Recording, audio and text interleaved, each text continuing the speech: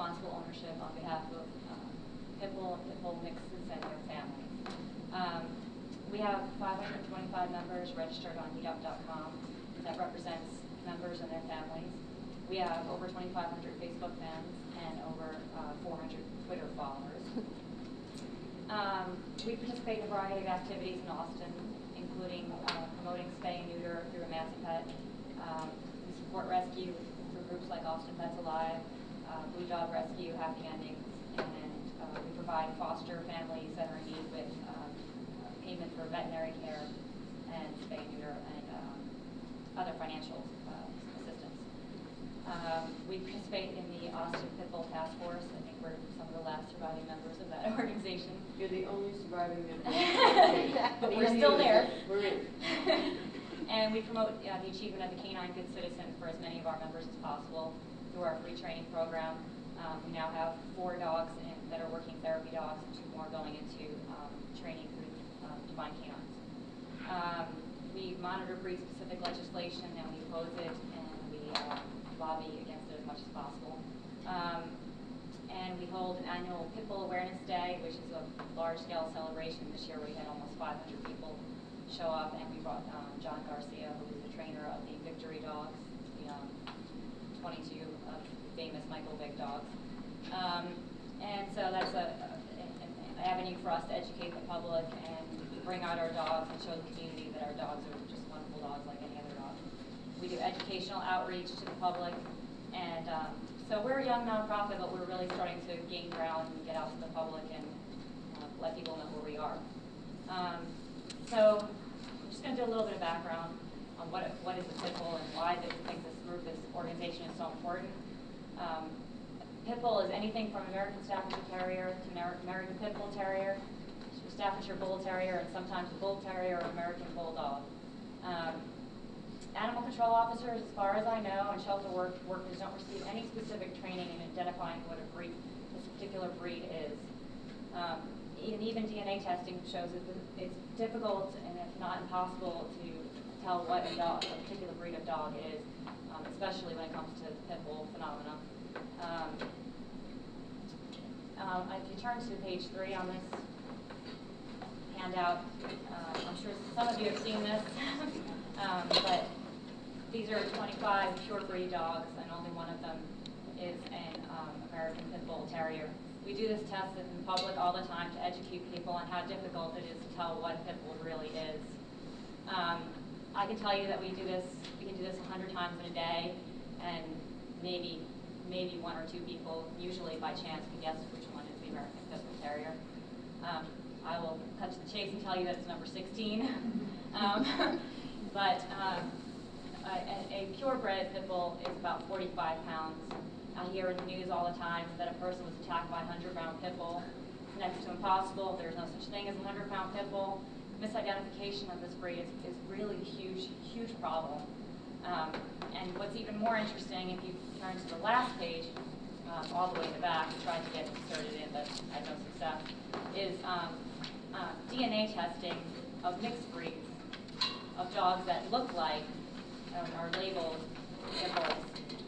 The reason why I find this one so important is because the very last page.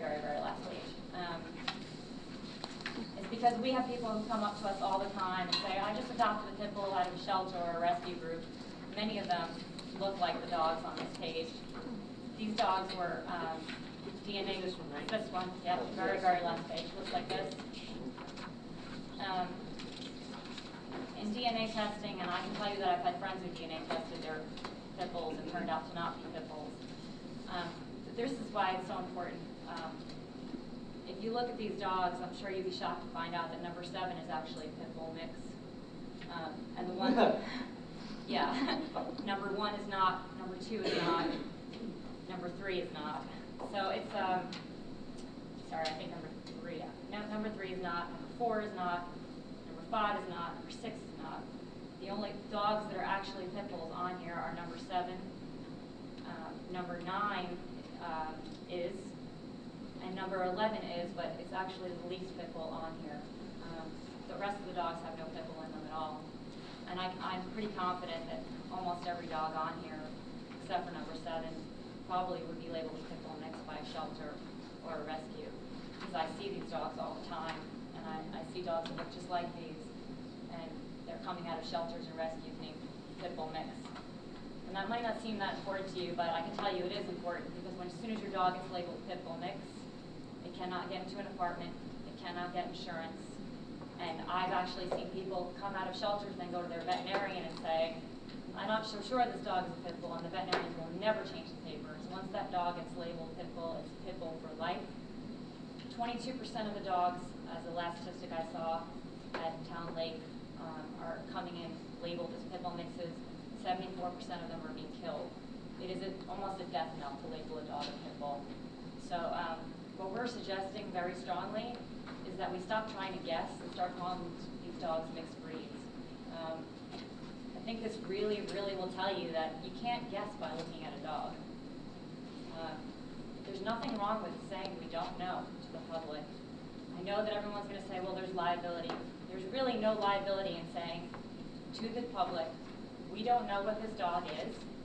We could, if there's really concern, we can have them sign a statement saying, this dog can be anything from a Chihuahua to a pit bull. We don't know, and have them sign an acknowledgement saying that. I don't have a problem with, somebody drops the dog off with papers that say it's a purebred American pit bull, and we let them know that. But I think in most cases, this is the intellectually honest truth.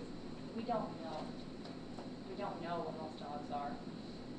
And I think that really kind of proves that we don't know. So we're really going to suggest that we start a category for mixed breeds at the shelter, and I hope the rescues start doing it as well.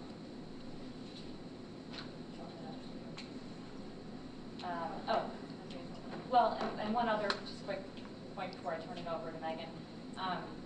We're routinely defending our dogs, and this is why I think PR is so important. So one quick point, why do we always hear about pit bull attacks? The news media is more interested in putting out stories that sell. A quick example, between 1990 and 1998, the nation's murder rate declined by 20%. The number of murder stories on network newscasts increased by 600%. It's not a pit bull fact, it's just a fact about bad news stories. That's what the media likes to sell. So as a result, public perception was that murder was on the rise, even though it had gone down dramatically. It's really the same with pit bull stories. Pit bull phenomena is very simple. In 2007 story, studied pit bull attacks, there was 4 extremely serious dog attacks. Only one of them involved a pit bull. All the attacks were severe, ranging from fatal head and neck injury to severe hospitalizations.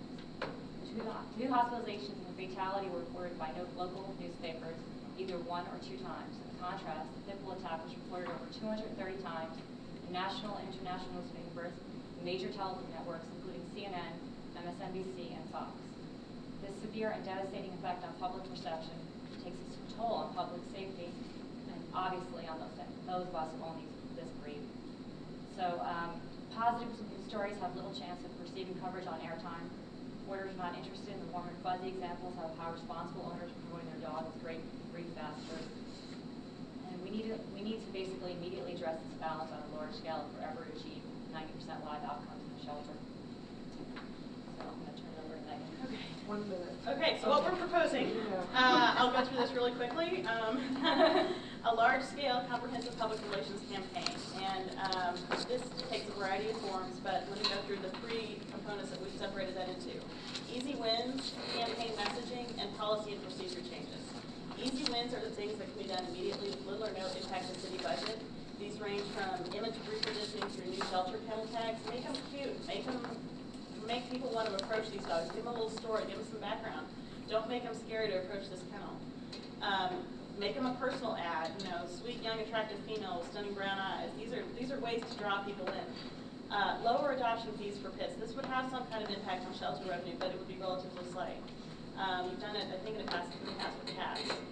Lovable free training and group flyers. Make our resources available. We are more than happy to help, give resources to adopters.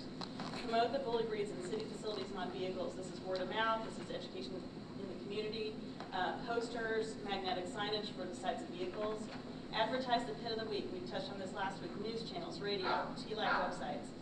promote lovable and put teeth into the Pitbull task force, let me move on real quickly to the campaign messaging. This would take the form of a traditional PR campaign. We are recommending that the city hire a PR professional. We aren't PR professionals, but we're more than happy to take their advice. This would take traditional elements such as radio, TV, bus wraps, billboards, print materials, newsletters, etc., social media. Campaigns should provide opportunities for partnering through local nonprofit groups. Let me move on to policy and procedure changes very quickly. There are two main ones that we're advocating: outreach to apartment management associations and the addition of behaviorists on staff at TLAC. I think both of these have been brought up in the past, and we've provided some rationale in our proposal to support both of those. Basically, we need people who adopt these dogs to be able to take them to a resident somewhere and not be discriminated against. That's a huge obstacle. We have people coming to us on a daily basis saying, I'm moving, I can't keep my dog, help me, help me, help me. We can't expect them to go to a shelter then and adopt a dog if they have nowhere to keep this dog. And on the other hand, when we're talking about the behaviors, we touched on this earlier, there is, I think, a lack of understanding on staff and volunteers' parts about what aggression is and how it takes the shape of different behaviors. When acting out in a kennel environment is very often the case.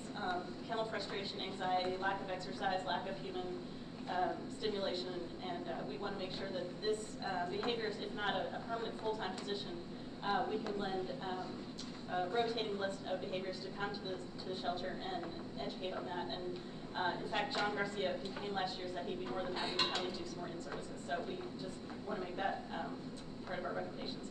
In conclusion, we put some just approximate corresponding costs to our PR campaign, leading with the easy wins and going all the way up to the comprehensive media buys. Obviously, we're flexible on this, and we want to be a partner and contribute in any way we can.